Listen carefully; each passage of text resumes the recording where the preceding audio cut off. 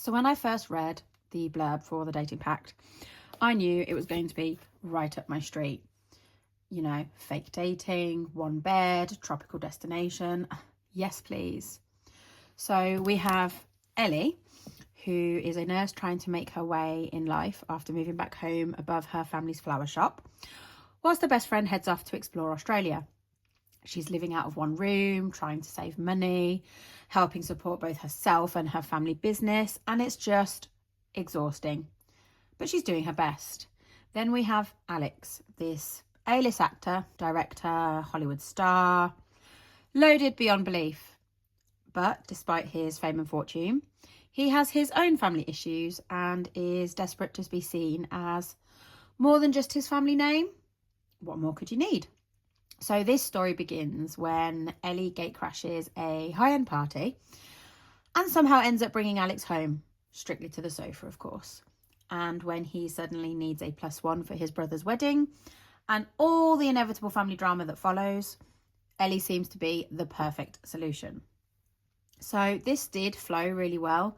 It was fun, it was easy to read, and the chemistry between Ellie and Alex felt natural on the page. Their relationship developed convincingly, and honestly, how could you not enjoy it? That said, I do think some of the emotional development between them became overshadowed by the plus size representation. Now, at first, it felt incredibly real. It felt honest and necessary. You know, Ellie's experiences with fashion, shopping, confidence, and body image were relatable and handled thoughtfully.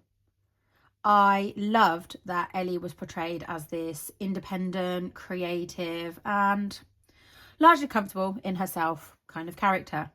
Her passion for designing her own clothes and navigating those frustrations of high street fashion felt authentic, and particularly for readers like myself who don't fit neatly into standard sizing.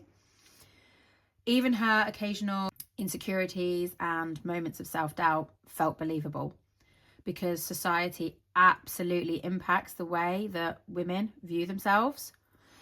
However, I do think the message became a little repetitive by the end. We already understood that Ellie, plus-size woman, experiences the world differently, especially in settings like Hollywood. The constant reminders and repeated references to her body started to feel a little unnecessary after a while. What was quite amusing was that I buddy read this with Amy, and just before the final chapters, we discussed how we thought it might end. Turns out, completely 100% spot on. But honestly, that predictability did not matter. This was pure Hollywood chaos mixed with the hustle and bustle of a structured London life. Whilst it's definitely a predictable rom-com and you can see the ending coming a mile away, it still works. At its core, this is a light-hearted, fun, humorous summer romance that fans of classic chick lit and celebrity romance tropes will easily enjoy. Ellie is about to be abandoned by her best friend Hannah, who's very rudely moving to Australia. In a last-ditch attempt to remind Hannah how amazing London is, she takes her on a tour of all the best things that London has to offer the day before she's due to leave, culminating in drinks at their favourite rooftop terrace. Disappointment strikes, however, when they get there and somebody has booked out the whole terrace for their own party. Not one to be thwarted by a closed door, Ellie gatecrashes the party. After a crazy evening where Ellie befriends the very gorgeous actor Alex King, they end up back in Ellie's chaotic family home where Alex crashes on the sofa. The next morning, while attempting to sneak him out, they get packed together, and so the rumours begin. In an attempt to repair his reputation and in order to survive his brother's marriage to his ex-girlfriend, Alex proposes a deal to Ellie. Fake date him for the duration of the wedding, be seen together in the public eye, and in return, Alex, who did I mention was incredibly rich as well, will buy Ellie the flat that she's always wanted. Not one to turn down a free trip to the Palmers, Ellie agrees, but as expected, things don't quite go to plan and the pair start to question whether their feelings really are just for show. It is a cute fake dating celebrity rom-com. They had some great chemistry and it had an okay premise. Alex and Ellie do have some genuinely really cute moments together. They are really sweet. And this whole famous person dating a normal girl dynamic made it really entertaining. I appreciate that the book aimed for body positivity and put this plus size woman at the centre stage. However, and this was a big issue for me, I do not feel it was necessary for Ellie or other people around her to comment pretty much every other page on her size, on her body image. It was just overkill. I do understand that body image and insecurity is a huge part of who Ellie is.